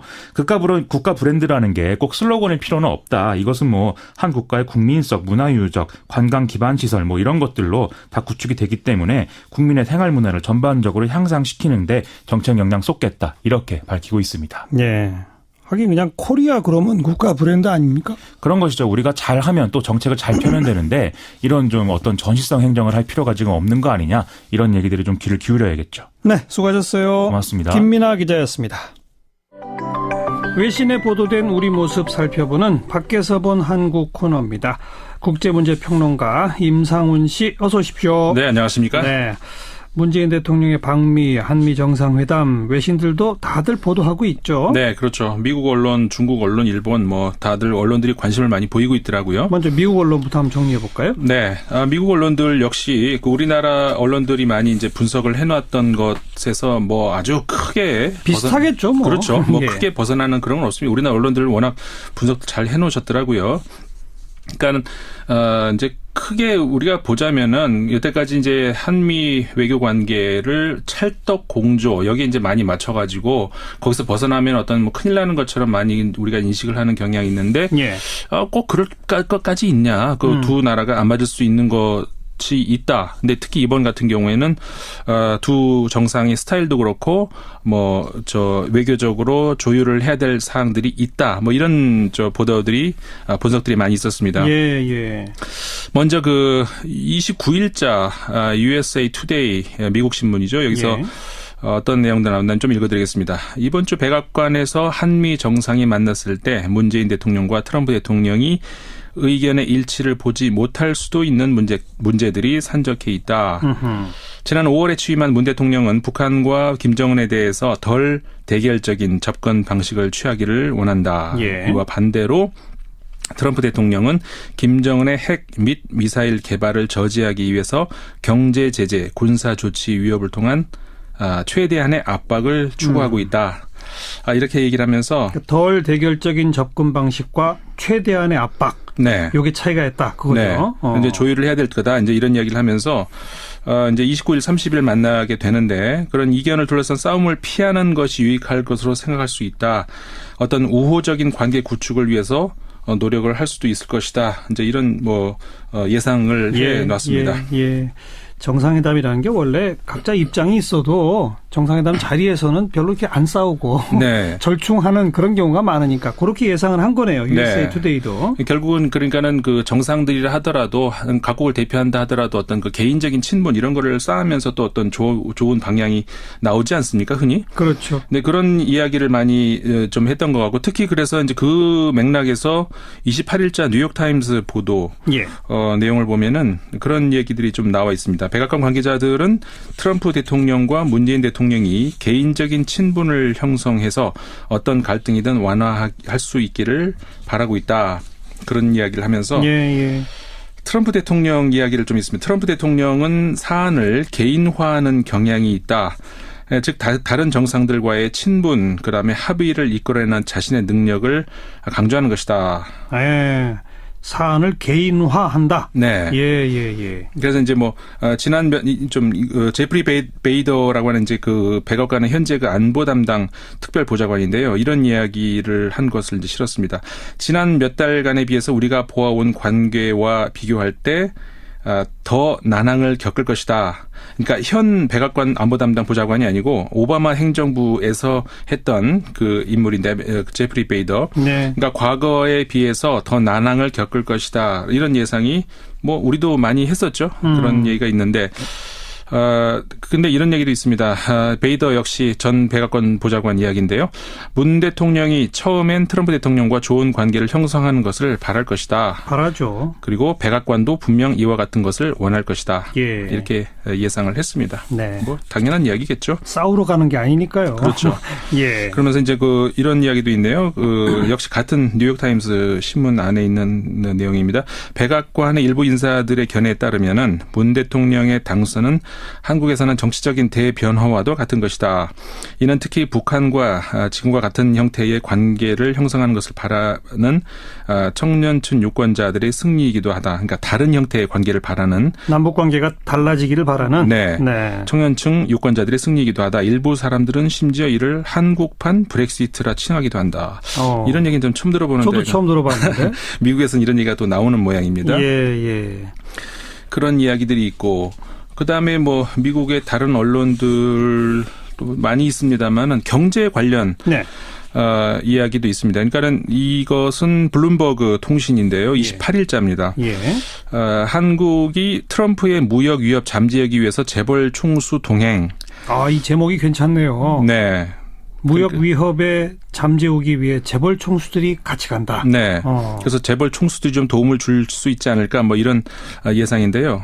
이런 내용들이 있습니다. 이번 주 미국 방문을 앞둔 문재인 대통령이 직면한 과제는 트럼프 대통령이 불만을 갖고 있는 또 다른 협상. 그러니까 2012년 한미 자유무역협정 FTA죠. 여기에 대해서 트럼프 대통령이 문제 삼지 않게 하는 것이다. 예. 과거 이제 그 트럼프 대통령이 그런 얘기를 했었지 않습니까? 그렇죠. 뭐 헐업을 끔찍한 협상이다. 그 한미 FTA를 이끌어서 일방적인 협상이다. 이런 이제 비난을 한 바 있었는데 이제 그 점을 지적을 하면서 근데 이제 블룸버그 통신이 이런 지적도 했습니다. 그러니까 한미 FTA 발효 전부터 한국의 대미 무역 흑자는 2배로 증가했었다. 이제 그런 얘기 지적을 한 바 있고요. 그러니까는 FTA 때문에 갑자기 미국이 어떤 그 불리한 상황으로 갔다는 건 아니라는 그런 이야기를 했습니다. 그러면서 한국 정부는 이번 한미 정상회담이 무역이 아니라 북한의 핵 개발과 관련된 안보 이슈에 초점이 맞춰지길 희망하고 있다. 네. 그러나 한미 정상이 한미 FTA 문제를 거론하지 않고 지나가기는 어려울 것으로 보인다. 이렇게 이제 그 한 전문가의 말을 인용을 해서 이야기를 했습니다. 근데 그래서 이제 아까 제목에서 우리가 봤던 것처럼 재벌 총수들이 도움을 줄 수도 있다. 이렇게 블룸버그 통신이 또 예상을 했더라고요. 미국에 많이 투자하겠다 뭐 이런 걸로 도움을 준다는 거죠. 네, 그렇습니다. 그러면서 이제 많은 이번에 그 대통령 대동하고 가는 재계 인사들 많이 있지 않습니까? 그렇죠. 쭉 이렇게 나열을 하면서 어떤 인물이다, 어떤 역할을 할 것이다, 뭐 이런 이야기들을 좀 나오기도 했네요. 네. 트럼프의 무역 위협에 잠재우기 위해 재벌 총수가 동행한다. 네. 또 중국 언론들 이야기를 조금 해드릴까요? 네. 그 환구시보 외교 국제문제 전문지죠. 그 핑퐁 외교라는 말을 사용을 했습니다. 과거에 핑퐁 외교하면 미국과 중국 사이에서의 그 70년대 그 외교 그렇죠. 우리에서 떠오를 수 있죠. 근데 이번에 그 문재인 대통령이 남북한의 그 스포츠 단일팀 이야기 화두를 꺼내지 않았습니까? 예. 거기에 이제 근거해서 얘기하는 것 같아요. 그래서 제목을 남북 관계 개선을 위한 문재인 대통령의 핑퐁 외교 이렇게 제목을 뽑았습니다. 그러면서 평창 동계올림픽에 남북한이 사실상 단일팀을 구성에 참가하자고 문재인 대통령이 제안을 했다. 스포츠를 돌파구로 한반도 핵 문제를 해결해 보려는 것이다. 이렇게 얘기를 했습니다만은 이게 뭐 쉽지만은 않을 것이다. 이런 또 예측도 같이 내놨고요. 어쨌든 스포츠 카드를 던졌다는 점에서 미국과 중국이 수교하는 과정에 결정적 역할을 했던 그 당시에 그 탁구 교류 그거를 이제 빗댄 거군요. 그렇죠. 예. 그다음에 중국의 신화망인데요. 이게 신문이 아니라 우리나라식으로 하면 인터넷 이제 뭐라고 할까요? 뭐 그런 그 통신이죠. 거기서 이제 한 전문가 장둥민 라오닝 동북아 연구원 원장의 기고문이 하나 있는데 그 이번에 한미 정상회담을 세 가지로 요약을 했더라고요. 근데 정확하게 본 것 같아서 한번 간단하게 언급을 해드리겠습니다. 첫 번째는 한미 동맹 관계 강화를 재차 천명 확인하고 동맹 관계에 대한 그 양국의 새 정부 인식과 실현 방식에 대해서 논의할 전망. 이게 첫 번째. 그다음 두 번째는요. 한미 경제 무역 관계의 투자와 무역 문제에 대해서 언급할 전망이다. 세 번째가 이제 대북 접촉, 그다음에 교류 정책 방안에 대해서 두 정상이 언급을 할 전망이다. 이렇게 하면서 한미 양국이 이제 공동 이익을 공유함과 동시에 구체적인 문제에 있어서는 갈등도 존재한다. 한미 정상회담이 양국 간 공통된 인식을 강화할 수 있을지, 동맹 관계와 한반도 정세에 어떤 영향을 미칠지 여론에 관심이 쏠리고 있다. 이렇게 분석을 해놨네요. 중국 언론들은 사드나 이런 것 때문에 조금 민감할 줄 알았는데 일단 아직까지는 좀 담담한 그런 보도네요. 그렇습니다. 물론 이 관련 보도가 저는 비교적 최근 것들만 지금 뽑아왔습니다만은 지난주에도 사실은 많이 나왔었거든요. 상대적으로 지난주에는 중국 언론들이 그 사드 관련 문제들을 많이 좀 다루긴 했었습니다. 근데 이제 그 문재인 대통령이 미국으로 가는 시점 그때 이제 나온 보도들은 상대적으로 그런 거는 조금 덜 나오고, 근데 일단은 결과를 좀 지켜보자 이런 거겠죠. 며칠 지나 보면 또 어떤 다른 보도들이 나올 수도 있을 것 같습니다. 평가하는 게 나오겠죠. 그렇죠. 뭐 일본 언론들도 대체적으로는 비슷한 뭐 예상하는 그런 겁니다. 아사히 신문이 29일자 한미 관계가 삐걱거리는 가운데 트럼프 대통령과 어디까지 문재인 대통령이 보조를 맞출 수 있을지 초점이 된다. 그렇죠. 이런 내용에 그러니까 제목이 한미 정상 사드나 대북 공동 보조 취하나 이렇게 제목을 해가지고 했고요. 한국 정부는 이번 그 정상 사이에 그 개인적인 신뢰 관계를 구축하는 것이 방미의 최대 목적이다라고 하는 우리나라 정부 관료의 말을 인용을 해서 이번에 뭐라고 할까요? 의미를 자리매김을 하기도 했습니다. 그렇군요. 이번 주말을 지나면 이제 정상회담 결과들이 발표가 될 테니까 그거에 대해서 미국 언론, 중국 언론 또 일본 언론이 어떻게 좀 반응의 차이가 있는지 이런 건 좀 눈여겨볼 필요가 있을 것 같네요. 그렇죠. 이 주말이 지난 다음에 보도들이 좀 우리가 좀 잘 봐야 될 것 같습니다. 그러니까요. 한미 정상회담 부분은 그렇고 또 우리가 주목해야 할 외신 어떤 게 눈에 띄셨습니까? 우리나라 언론에서도 오늘자에서 많이 보도가 됐었죠. 우리나라 그 포털 기업 네이버가 프랑스에 위치하고 있는 그 제록스 연구소. 그러니까 제록스 하면은 우리 그 복사기로 세계 최고 기업 많이 알려져 있는데 프랑스의 그 인공지능 관련해서 연구소를 크게 가지고 있는데 그게 제록스 연구소죠. 네네. 이것을 네이버가 인수했다. 사기로 했다면서요? 네. 이 소식이 이제 우리나라에 보도가 됐었죠. 근데 이 관련해서 이제 프랑스 언론이 또 그 과정을 조명한 기사가 있어서 하나 소개를 해드리겠는데요. 그래요? 프랑스 전 정권에서 한국계의 장관 한 분 있었죠. 플레르 펠레랭 장관이라고. 여성 장관. 네, 여성 장관. 아주 젊고 아주 유능한 장관이었었는데. 그분이 결정적인 어떤 조언을 했다. 그런 내용이 있습니다. 그래서 이제 그분의 조언으로 해가지고, 그러니까 물론 이제 이 네이버에 대한 소개를 이제 쭉 했고. 조금만 읽어드리면 프린터 부문 미국 최고 기업인 제록스가 프랑스 그르노블에 있는 자사 연구소를 매각하려 한다는 것을 알게 된 플레르 펠레랭 대표는 네이버에게 관심을 가져줄 것을 권고했다. 플레랭 대표는 20여 개국의 다른 나라에 온 60여 명 연구원들과 엔지니어들을 구성된 연구팀을 인수한다는 것은 드문 기회다. 이렇게 얘기하면서 정보를 줬다는 거죠. 그러자 네이버는 즉각 그 기회를 놓치지 않고 그르노블의 제록스 센터에 매입 계약을 맺기 위해서 프랑스로 왔다. 그렇게 하면서 이제 굉장히 이 성사가 되는 데 있어서 펠레랭 전 장관이 어떤 역할을 했다는 것을 또 보도를 했네요. 네, 전 장관이면서 지금은 네이버도 출자한 이 코렐리아라고 하는 한국 자본이 유럽에 진출하는데 교두보가 되는 코렐리아 캐피털의 현재 대표인 거죠. 네, 맞습니다. 바로 이제 그 대표 신분으로 이렇게 좋은 이 연구소가 있으니 한번 연결을 시켜보자 이런 역할을 했다는 거로군요. 네, 맞습니다. 그러면서 네이버 랩스 유럽이라고 아마 그 명칭이 변경되는 모양인데, 그러니까 네이버가 이제 유럽으로 진출하기 위한 여러 가지 다각적인 노력을 아마 지금 하고 있는 것 같더라고요. 그런 어떤 하나의 일환으로 이렇게 이제 소개를 하고 있습니다. 그래요. 일본에는 일찌감치 전출을 해가지고 라인이라고 하는 메시 서비스로 잘 잡았는데 이제 유럽에까지 활동 영역을 넓혀보겠다는 네이버. 제록스 연구소랑 어떤 시너지를 낼지 앞으로 좀 봐야 되겠네요. 네, 그렇습니다. 또 다음 어떤 보도가 있습니까? 봉준호 감독 영화 옥자 있죠. 이게 이제 여러 가지 논란도 있었고 지난번에 프랑스 칸느 영화제에서도 어떤 논란이 있었죠. 근데 이번에 최근에 이제 전 세계적으로 이제 인터넷을 통해서 이렇게 공개됐지 않습니까? 넷플릭스에. 넷플릭스의 새로운 방식이죠. 그러니까는 영화 배급에 있어서 새로운 방식. 좀 낯설 수 있는데 이제 논란에 대해서 여러 가지 얘기 있었습니다만은 내용, 영화의 내용 가지고 또 많은 보도가 있는데 굉장히 호평들이 많이 나왔습니다. 평가가 좋아요? 네. 몇 가지 좀 소개해드리면 미국의 로스앤젤레스 타임스, LA 타임스가 28일자 봉준호 감독의 새 영화 옥자는 현대판 과학기술이 첨부된 마법과 오래된 포근함이 함께 어우러진 판타지 이야기다. 이 혁명적인 영화는 시대에 맞춰서 현대식 스토리텔링과 모험과 평화가 함께 공존한 감성을 자랑한다.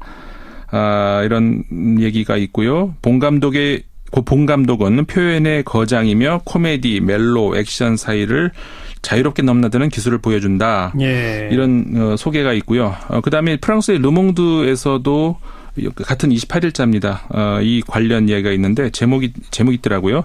모두에 맞서는 야수와 그의 미녀.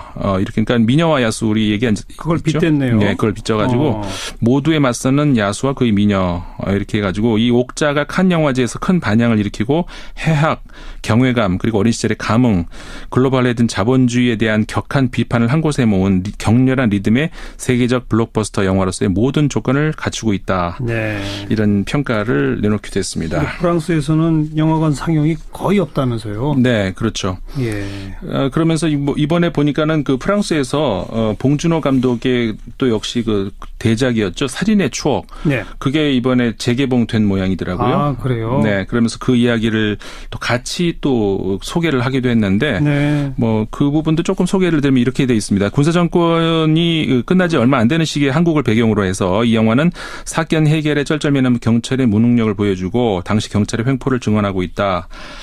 민주화와 자유화 운동이 완전히 없애지 못한 그리 오래되지 않은 시절의 희생자들을 어떻게 해야 할 것인가라는 질문을 던지는 영화다. 이런 평가를 했습니다. 네. 그 외에도 뭐 프랑스 언론들이 굉장히 좋은 평들을 많이 했고요.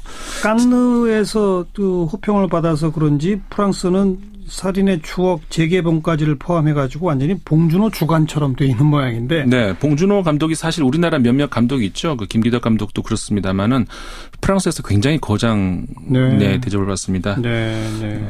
그래서 이제 이런 평가들도 뭐 프랑스 한국 영화를 좋아하시는 분들한테 낯선 평가는 아닌 것 같아요. 예. 굉장히 좋은 평가가 나와 있는 감독이고, 뭐 그 외에도 뭐 피가로 신문에서 훌륭한 작품과 돼지, 또 그 리베라스용이라는 신문에서는 옥자, 달러와 돼지. 그러니까 이게 사실은 저도 영화를 보진 않았습니다만은 굉장히 재미있는 것이 영화를 제작하는 과정 자체가 논란이 됐었는데. 그렇죠. 이 봉준호 감독이 의도적인, 그러니까 고의적으로 이런 논쟁을 뭐라고 할까, 불러일으키려고 하는 그런 것이 있다는 그런 그런 분석들이 많이 있더라고요. 특히 이 르베라스용, 프랑스의 르베라스용 신문 같은 경우에는 이런 그러니까 넷플릭스 같은 이런 회사의 전통적인 영화 배급 경로인 영화관 개봉이 아닌 이런 회사에서 하면서 이러한 논란은 봉준호 감독의 영화 옥자보다 더 적절한 영화는 없을 것이다. 이 논란을 이제 보여주기 위한. 예. 왜냐하면 이 영화는 이미 고의적으로 이런 논쟁을 내포하고 있기 때문이다. 아, 이런 문제가 그 영화 안에 내용에도 좀 들어가는 모양이죠? 영화 안에 이제 똑같은 내용은 제가 영화를 보진 않았습니다만은 어떤 그 아주 극단적인 자본주의로 인한 어떤 이런 그 뭐라고 할까요? 그런 모순 이런 것들을 비판하고 이제 어떤 풍자, 해악 이런 것들을 집어넣어 있는데 정작 그 영화를 만들기 위한 자본을 또 미국에서 어떤 이끌어내는 그런 게 있지 않습니까? 그렇죠. 그러면서 이제 어떤 그 고의적인 이런 논쟁을 영화 안에서 또 영화 제작 과정에서 이렇게 섞으면서 그런 그 논쟁을 내포하고 있다. 뭐 이런 분석인 것 같습니다. 네. 점점 더 궁금해지네요. 영화를 보긴 봐야 할 것 같습니다. 네. 오늘 여기까지 할까요? 네. 외신에 보도된 우리 모습 살펴본 밖에서 본 한국이었습니다. 국제문제평론가 임상훈 씨 고맙습니다. 네, 감사합니다. 시사잡기 오늘 순서 마무리 짓겠습니다. 내일 저녁 6시 30분에 다시 인사드리죠. 안녕히 계십시오.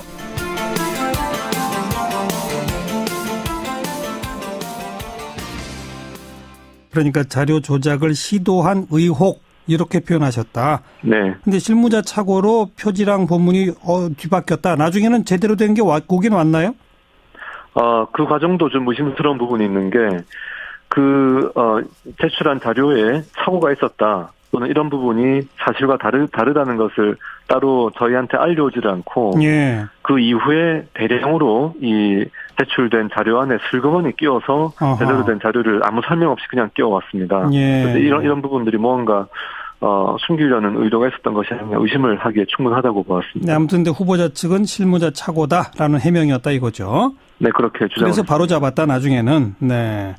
그다음 지금 가장 문제가 되는 게 두 가지죠. 하나가 이제 논문 표절 의혹 부분이고 또 하나는 소위 뭐 사회주의지 아니냐 뭐 이런 얘기까지 자유한국당에서 나온다 그러는데 하나하나 좀 짚어보죠. 논문 표절 부분에 대해서는 김세현 의원은 어떻게 생각하세요? 일단 후보자가 근거로 들고 있는 것은 서울대 연구진실성위원회에서 예. 박사학위 논문의 예비조사 결과 연구 부적절 행위는 있었으나 연구 부정 행위는 없었다는 것을 근거로 해서 예. 그것은 뭐 비교적 경미한 사안이라고 스스로 규정을 하고 예. 이 때문에 사퇴할 일이 아니다 이렇게 방어를 치고 있습니다. 예. 뭐 하지만 부적절 행위는 그럼 해도 괜찮은 것인지 당시 학계 관행이라고 하지만 제가 그 시기에 즉 92년도 박사학위 논문을 작성하던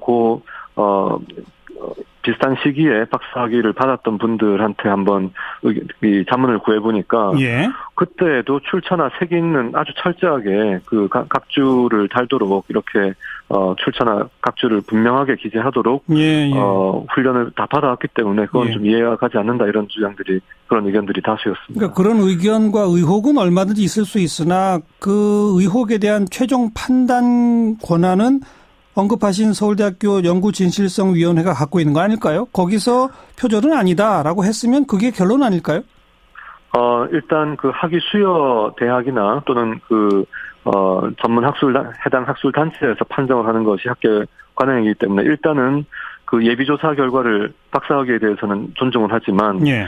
아까 후보자가 저와의 질의답변 과정에서 석사 논문에 대해서 연구진실성위원회가 중대한 성을 띠고 있을 경우에는 추가적으로 이 착수하도록 그렇게 이 규정을 담고 있고 그 규정에 따라서 예.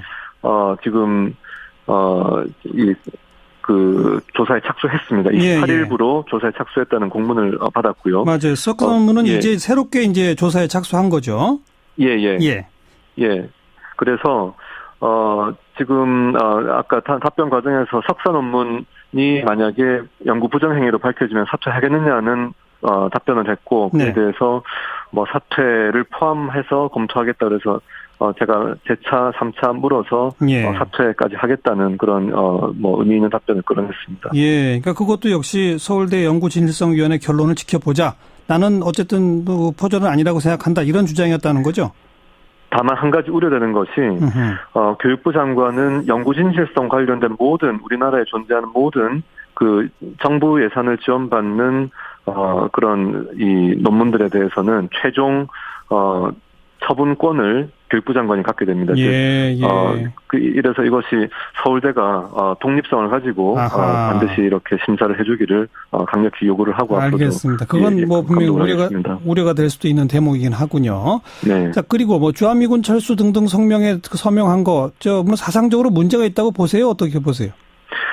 그에 대한 질문이 여러 차례 있었는데 후보자는 일단 뭐 국내적 여건을 감안할 때, 안보 여건을 감안할 때 한미동맹이 우리 안보에 기반이 되고 있고 주한미군 철수 주장은 과거에 했던 것과는 달리 입장이 변화한 것으로 보여집니다만 예.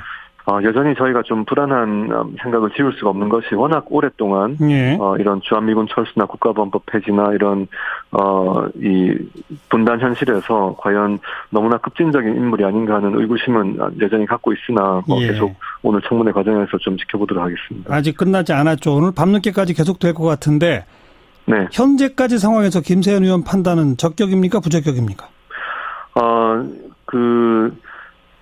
장진호 전투 기념비를 찾아서 헌화를 했어요. 예, 이제 많이 알려졌어요. 예, 장진호 전투는 이제 6.25 전쟁 때 미국이 정말 고생을 하고 많은 사람이 사망한 전투, 그렇죠. 중국군에 밀려가지고. 예. 근데 이게 결국은 그 흥남 철수로 연결이 되는 거거든요. 그 전투에서 버텨줬기 때문에 예. 흥남 철수가 가능했다. 그리고 이제 그 미군이 철수를 하면서 우리 피난민들을 다 싣고 왔지 않습니까? 네. 위험을 무릅쓰고. 네. 그 피난민의 아들이 바로 나다. 그렇죠. 문 대통령이 이제 그 이야기를 했고, 그게 이제 뭐 감성적 접근, 정서적 접근이 되는 것이고. 예. 한미 비즈니스 서밋 기조 연설에서는 이제 우리 한미 양국은 경제 동반자다. 양국의 경제 협력이 교역 투자 확대를 넘어서 세계 시장을 함께 개척하는 전략적 동반자 관계로 발전하기 기대한다. 이게 사실 조금 원론적인 이야기인데 예. 트럼프 대통령의 압박에 대해서는 이제 우리 기업들이 나서는 거예요. 지금 우리 보면은. 기업들이 대미 투자 늘린다 뭐 이런 거죠. 그러니까요. 과거에 이런 거 있으면은 우리가 뭐 수출을 얼마 한다, 계약을 얼마 따온다 이런 게 뉴스인데 이번에는 뭐 삼성, 현대차, SK, LG 등이 총 352억 달러. 40조 원어치의 보따리를 들고 갔다. 어허. 이게 뉴스예요. 예. 지금 보면은 뭐 128억 달러, 14조 5,700억을 투자하고 앞으로 5년 동안 224억 달러, 25조 5천억 원치를 구매한다. 네. 이게 이제 골자인데. 대미 직접 투자, 예. 그다음에 미국산 물건 사들이는 거. 그렇죠. 물론 이게 뭐 정부가 시켜서 하는 거냐 그런 차원이라고 보기는 어려운 게 개별 기업 입장에서도 이제 미국 시장에 대해서 적응을 해야 되는 것이고 또 글로벌 기업들은 우리나라만큼이나 미국의 정책에 신경을 곤두세우잖아요. 당연하죠. 네, 그러니까 예컨대 중국의 뭐 알리바바의 마윈 회장이나 일본 소프트뱅크 손정희 회장 같은 경우에 이미 뭐 어마어마한 투자 계획을 밝힌 바가 있어요. 예. 이런 맥락이니까 뭐 그렇게 부정적으로 볼 것만 아닌데 약간 저는 이제 개인적으로 좀 씁쓸한 느낌이 들긴 들어요. 어떤 점에서요? 결국 이제 안보 문제를 레버리지로 삼아가지고 미국이 볼 때 당신들 약한 고리가 이거 아니냐. 대신에 이제 경제로 우리가 실속을 챙기겠다. 예. 미국은 이제 이런 식으로 이제 철저하게 트럼프 대통령은 이렇게 접근을 할 건데 우리가 이제 이런 부분에 대해 약할 수밖에 없는 뭐 지정학적 위치라고 할까요? 이런 예. 부분이 있네요. 아니 우리도 또 똑같은 카드를 쓰면 됩니다. 네. 이 남북 대화나 북핵 문제 해법에 있어서 미국이 우리 쪽의 주도권을 어느 정도 인정해주는 그런 게 가시적으로 보이지 않으면 한미 FTA 재협상 요구가 와도 우리는 안 못한다 이럴 수 있는 거 아닙니까? 그렇죠. 예. 그러니까요. 서로 그 윈윈하면서 주고받니 받거니 하는 거 아니겠어요? 처음에는 이제 우리가 조심스러운데 말씀하신 대로 다다음번에는 좀 이렇게 동등한 관계에서 강하게 나갈 수 있었으면 좋겠습니다. 네. 아무튼 방미 첫날이니까 끝날 때까지 조금 더 지켜보도록 하고요. 네, 수고하셨어요. 감사합니다. 윤태권 실장이었습니다. 1부 마무리 짓고요. 7시 5분 2부에 다시 옵니다.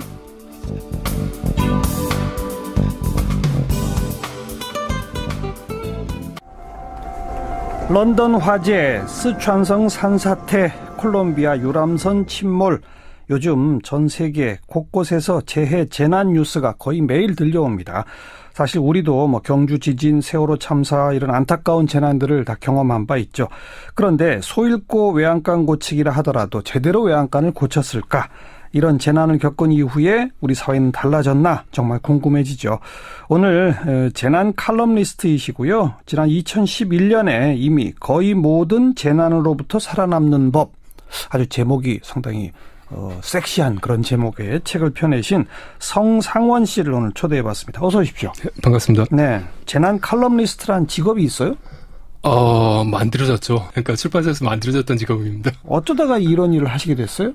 제가 2006년부터 한 10년 정도 오지에 들어가서 있었거든요. 왜요? 2006년도에는 방송 다큐멘터리 제작을 하러 인도에 들어갔었고요. 그 당시에 이제 좀 많이 오지로 들어갔었고, 예. 그리고 그게 이제 2년이 돼가지고는 2007년부터 제가 저개발 국가에서 신재생 에너지 개발하는 프로젝트 회사에 들어가서 네. 이게 사업 타당성 조사들을 하고 이게 실제로 가능성이 있는지를 갖다 체크하기 위해서 좀 정말 많이 오지들로 들어갔었습니다. 주로 오지만 돌아다니셨군요. 한 10년을. 한 10년 정도. 그랬는데 이게 오지라고 하는 데가 사실은 그 도시가 제공하는 시스템들 자체를 제공하지 않는 지역들이거든요. 예. 수도 없고 물 없고 전기 없고 이런 지역에서 그런 것들을 만들어내기 위한 작업들을 갖다 해야 되니까 이게 어떻게 보면은 그 재난 상황에서 마주치게 된 사람들이 어떤 일들을 해야 되는지를 가장 잘 아는 사람 비슷하게 됐던 거죠.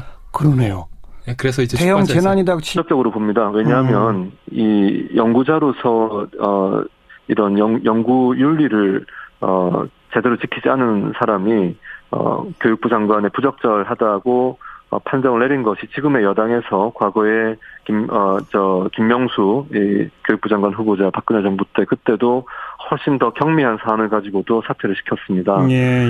이전에 했던 기준과 너무나 지금 여당에서 다른 기준으로 지금 들고 나오기 때문에 이 부분은 좀 하나의 잣대가 필요하다는 생각이 들고요. 그리고 25년 넘게 재직을 하면서 KCI 등재 기준으로 단 2편의 논문을 발표했습니다. 그런데 동료 연구자들에 비해서 한신대의 경우에도 2년에 한 번꼴로 KCI 등재지 논문을 교수들이 발표를 하고 있고요. 예. 또 후보자가 학위를 취득한 서울대의 경우에는 그보다 더 엄격한 SCI 등재지 기준으로 1년에 한 편씩 논문을 발표하고 있는데 예. 후보자는 13년에 한 편씩 KCI 기준 등재 논문을 발표했을 뿐입니다. 여러 가지로 많이 부족하다고 생각합니다. 부적격이다. 네. 알겠습니다. 여기까지 말씀 듣고요. 고맙습니다. 네, 감사합니다. 바른정당 김세연 의원이었고 이번엔 여당 더불어민주당 손혜원 의원 안녕하세요. 네, 안녕하세요. 예. 네. 2005년 반전 평화 민중선언의 표지에다가 에이펙 정상회의 반대 성명 본문을 붙여가지고 왔다. 일종의 자료를 조작을 시도한 의혹이 있다. 이런 주장에 대해서 어떻게 보세요? 오늘 표창원 의원님 얘기 중에 굉장히 한번 좀 우리가 기억할 만한 얘기들이 있는데 트루먼 대통령이 1950년에 한 얘기 중에서 이 자유국가에서는 행동에 대해서 처벌하지 결코 생각이나 의견에 대해서 처벌하지 않는다는 얘기죠. 예. 이분이 진보 학자로서 시민운동을 오랫동안 교육 관련된 운동을 하셨고 교육감까지 하셨던 분인데 예. 그분이 하셨던 그동안의 일들 하나하나 다 꼽아서 40년 전 일까지를 털어서 이것은 뭐고 이것은 뭐다 하면서 지금 계속 이 이념 공세로 하나씩 따지면서 한다는 것이 정말 지겹죠, 이제는. 예, 사상 검증 이념 공세는 안 된다. 자, 그 말씀은 문재인 대통령한테도 그렇게 빨갱이라고 얘기하지 않았습니까? 그러니까 그 말씀은 이해가 하겠고, 그런데 자료 제출 때 의도적으로 조작을 시도한 의혹. 이건 또 좀 차원이 다른 문제인데 이건 그냥 제가 잘 모르겠습니다. 김세연 의원님이 이제 아까 아침에 주장을 하셨고 그다음에 다시 자료를 받으셨다고 하는데 이제 본인들 실무자들의 실수가 있었다고 얘기를 하는데 조금 더 자세히 봐야 될 것 같습니다. 예, 그건 실무자 착오인지 아닌지 좀 보자 이 말씀이고요. 네. 자, 사상 검증 이념 공세 이건 안 된다. 이 말씀은 이제 답변 들었고 제일 지금 크게 쟁점이 되는 게 논문 표절 부분이고 게다가 교육부 장관이기 때문에 더 엄격해야 한다. 이런 주장에 대해 어떻게 보세요? 네. 충분히 일리 있는 말씀드리죠. 그러나 이제 이분이 연세가,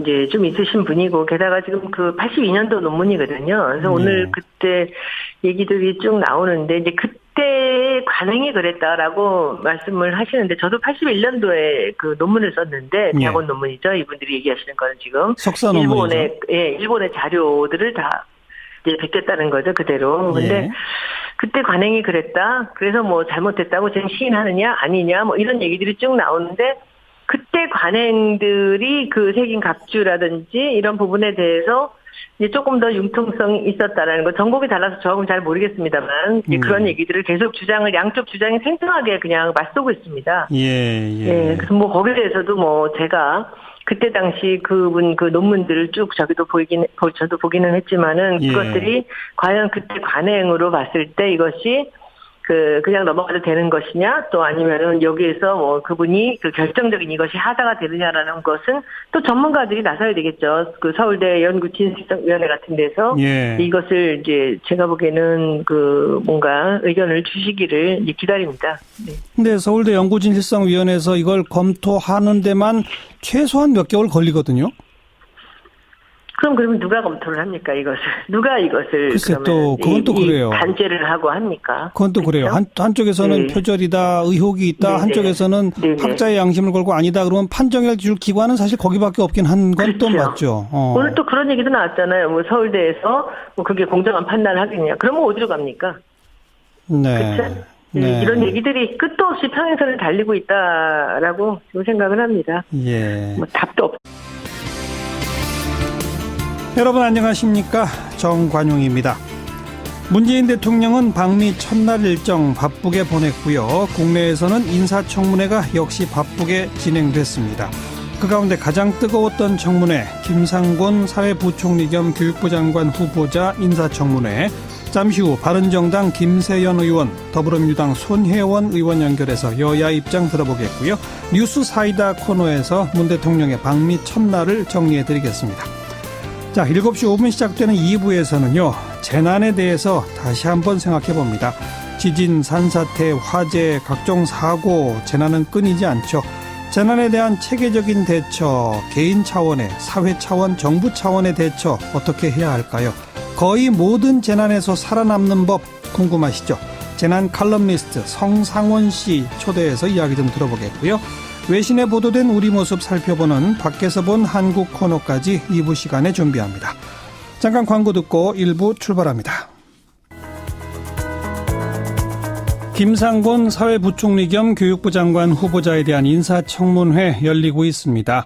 시작 전부터 벽보 부착건, 자료 제출건 등등으로 이 여야 의원들 간 기싸움이 팽팽했다고 그러고요.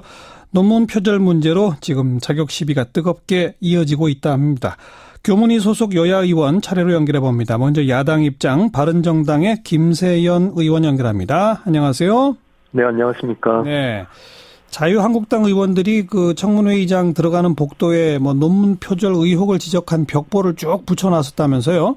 네, 저도 직접 보지는 못했습니다만 그렇게 했다고 들었습니다. 그래서 네. 국회 사무처가 이 벽보를 또 결국 뗐다죠? 네. 우리 김세연 의원은 어떻게 생각하세요? 벽보 붙인 거 또 뗀 거? 아까 그 문제 가지고 위원장과 자유한국당 의원들과 좀 실랑이가 있었습니다. 예. 위원장은 그 회의를 원만하게 진행하기 위해서 그의 불필요한 부착물들을 철거해달라고 국회 사무처에 요청을 했다 이렇게 설명을 했고, 예. 자유한국당 의원들은 위원장은 회의장 내에 질서 유지를 할 의무는 있지만은 회의장 바깥의 사정까지 그렇게 관여할 권한이 없다고 주장을 하면서 다소간에 있었습니다. 예. 김세연 의원은 어떻게 보세요? 국회에서 그렇게 이 회의장 안에서 주장을 하는 것이 저는 바람직하다고 생각을 합니다. 따라서 회의실 바깥에 그렇게 게시물을 부착하는 것은 이것이 이제 관례가 되면 국회의 어떤 회의에 집중할 수 있는 환경 자체를 저해할 수 있기 때문에 어느 쪽이든 그렇게 하는 것은 바람직하지 않다고 생각합니다. 알겠습니다. 그러니까 자유한국당이 좀 과했다 이렇게 보시는군요. 그 부분은. 네. 그다음 이제 자료 제출 건인데 우리 김세연 의원께서 이 김상곤 후보자 측에서 자료를 제출하면서 일부를 조작하려고 했다. 네. 남자 이음이다 이런 표현까지 하셨다고 하는데 네. 그 이유가 뭡니까? 제가 정확하게 했던 표현은 자료 조작을 시도한 의혹이 있다. 이것이 사실이라면 남자 이음이라는 이야기를 들어도 할 말이 없을 것이다. 이렇게 표현을 했고요. 네. 왜 그랬냐면은 국무위원으로서 이 어떤 주한미군의 즉각 철수 주장 등을 담은 이 성명서에 같이 이름을 올렸다는 것은 그 편향성이나 급진성 때문에 상당히 국익을 저해할 수 있다 이런 판단을 할 수 있습니다. 예. 이 부분을 검증하기 위해서 후보자가 2005년도에 참여했던 반전 평화 주한미군 철수 2005 민중 선언 이 선언문 전문을 요구한 게 있습니다. 그런데 막상 제출을 한 것은 제목은 그 제목을 붙여놓고 네. 같은 해에 열렸던 에이펙 정상회의 반대 성명의 내용물을 붙여왔습니다. 그래서 이게 저희도 너무 이 내용하고 달라서 살펴보고 검증을 해보니까 이게 제목과 본문이 전혀 엉뚱한 내용을 가져온 것이 발각이 되어서 그래서 문제제기를 했던 거고요. 핵심적인 내용이 주한미군 철수 주장이 에이펙 정상회의 반대 성명에는 빠져 있습니다. 그래서 이것이 무슨 의도성을 가진 것이 아닌가 강한 의심을 할 수밖에 없었고 나중에 해명을 하기를 후보자가 직접 해명한 것은 아니고 실무자가 과정을 이제 알려온 겁니다만 실무자 착오라고 해명을 했습니다만 아무래도 저희가 이 자료를 받은 이후에 판단하기에는 석연치 않은 부분이 있어서 아까 그런 발언을 했습니다. 그럼 선혜원 의원 보시기엔 이런 시비로 장관 자격 부적격 판정하기엔 좀 문제가 있다 이겁니까? 저는 지난번에 우리 문화부 장관 때도 마찬가지였지만 어떻게 하루 종일 그 청문회를 하면서 정책 얘기를 하나도 나오질 않는 거예요. 네. 그럼 이 사람이 그 장관으로서 무슨 일을 어떻게 할 것인가를 국민들은 다 궁금해 하잖아요. 그럴 자격이 있는가, 그럴 능력이 있는가. 그렇지 않습니까? 거기에 대한 검증은 한 명도 안 해요. 야당에서는. 계속 옛날에 뭐 했다, 뭐 하지 않았느냐, 그것도 덮어 씌우면서. 아니, 국민 시인 정도 되는 시인한테 네가 책을 도서관에다 강매하지 않았느냐? 어이없는 얘기죠. 그런 얘기들을 하면서 시간을 다 보내니까 국민들은 점점 더 짜증이 나는 거죠. 오늘도 마찬가지입니다. 계속 같은 얘기들을 반복적으로 하고 있고 자료 요청 계속 반복적으로 하고 있습니다. 정책 검증은 거의 이루어지지 않는다. 무슨 일을 이분이 해나갈지 어떤 데 관심이 있는지 우리 또 국민이나 저는 사실 정책 질의를 하려고 준비를 하고 있었는데 그런 것들을 어떻게 생각하는지 저는 굉장히 궁금하거든요. 그 예컨대 좀 쟁점이 되고 있는 자사고 폐지 문제라든지 수능 절대평가라든지 이런 질문이 전혀 안 나왔어요? 안 나왔어요. 전혀요? 네네. 근데 우리 쪽에서는 이제 한두 분이 말씀을 하시는데 조금 더 깊이 논의를 좀 했으면 좋겠는데. 네. 뭐 그 자리에서 끝이 나오는 그것도 물론 아니겠지요. 알겠습니다. 알겠습니다. 네네. 아무튼 오늘 밤늦게까지 지켜보고 판단 기다려 봅니다. 오늘 고맙습니다. 네, 고맙습니다. 더불어민주당 손혜원 의원까지 여야 입장 차례로 들어봤습니다. 윤태권 실장 어서 오십시오. 네, 안녕하세요. 문재인 대통령 방미 소식 정리 좀 해봅시다. 네, 그렇습니다. 첫 순방, 중요한 순방이죠. 근데요, 우리 제일 관심사는 안보 문제잖아요. 또 한미동맹, 네. 트럼프 미 대통령하고 네. 좀 이제 네. 북한 문제에 대한 조율이 잘 될까. 예. 미국은 좀 다른 것 같아요. 경제를 거론하고 있죠. 그러니까요. 예. 그 백악관 고위 관계자가 전화 언론 브리핑을 했어요. 여기에서는 뭐라고 말하는 거 아니? 사드 문제가 반드시 회담의 주요 논점이 될 것으로 생각하지 않는다. 그러면서 한미 간 무역이 불균형하다. 트럼프 대통령은 무역 문제를 한국과 논의하는 게 필요하다고 본다. 네. 한국에서 미국산 자동차 판매에 여전히 장벽이 존재하고 한국을 통해 미국으로 들어오는 과도한 양의 중국산 철강 제품이 있다. FTA에 대해서도 여전히 큰 격차와 불균형이 존재한다. 네. 양국 정상은 무역 관계에 대해 우호적이고 솔직한 대화를 나눌 것이다. 네. 이렇게 말했어요. 문제는 경제다. 돈이다. 돈이죠. 예. 이게 트럼프 대통령이 대선 때부터 이야기했던 게 사실은 이거였잖아요. 그렇죠. 한미 FTA하고 주한미군 방위비 분담 문제. 예. 이 안보도 돈으로 해가지고 이야기한 게 결국 그 방위비 재협상에 대해서도 이미 부담할 몫을 재논의하기로 메커니즘이 있다. 그 메커니즘이 계속될 것이다. 그랬어요. 네. 한미 주한미군 방위비 분담 협상은 계속 하는 거예요. 매년. 그렇죠. 그걸 지금 언급한 건데. 네. 근데 어쨌든 이렇게 경제 문제 이런 게 중요하다. 이렇게 언급을 주로 했지만 대북 문제는 그건 별로 관심이 없다는 거 그건 또 아니잖아요. 그렇죠. 대북 문제에 대해서 이렇게 말했습니다. 자, 조건이 적절하면은 관여하지만은 조건이 맞을 때까지 압박을 유지하고 강화한다는 것이 문 대통령의 접근법이고 트럼프 대통령의 접근법이다. 우리 생각이 같다 이 말이잖아요. 같은 말이죠. 이 관여라는 게 사실은 대화 이런 거죠. 그렇죠. 대화 협상이죠. 예. 어쨌든 그러한 관여가 압박 작전을 약화하느냐고 묻는다면은 나는 그렇게 생각하지 않는다. 그러니까 우리 정부가 예를 들어서 북한에 대해서 대화를 병행하자. 제재는 제재지만 대화를 병행하자. 오케이. 문제가 뭐가 있냐. 예. 근데 돈 문제는 우리 좀 이야기해야 되겠다. 예. 지금 분위기가 이제 이런 것 같아요. 예. 우리가 미국 가기 전에는 한미 동맹에 대해 미국이 불만 갖고 있을 수 있다. 사드 문제에 불쾌감 갖고 있을 수 있다. 이런 우려들이 있었는데 그거는 노골적으로 표출은 안 되네요. 그렇죠. 이게 근데 어떻게 보면 더 무서울 수가 있는 게 이제 한미 동맹에 대해서 우리 생각이 다르지 않다. 또 우리 이제 정치권이라든지 여권에서 약간 부담 가지는 쪽이 이런 쪽이었지 않습니까? 네. 근데 여기 대신에 경제 문제로 매우 터프하게 압박을 가할 가능성이 높아 보인다는 거죠. 예. 나토나 유럽에 대해서도 사실 이런 식으로 그렇죠. 이미 했어요. 그렇죠. 그러니까 남북 대화 등등에 대해서 우리 조건을 좀 받아들이려면 경제 문제에서 양보해라. 이런 그렇죠. 식일 수도 있다는 거 아니겠습니까? 자, 이런 전략에 대해 지금 우리는 어떻게 대응하고 있나요? 지금 이제 문 대통령은 투트랙입니다. 한미 동맹, 양국 경제 협력 중요성 다 강조하는 거고 오늘 이제 호평을 받은 게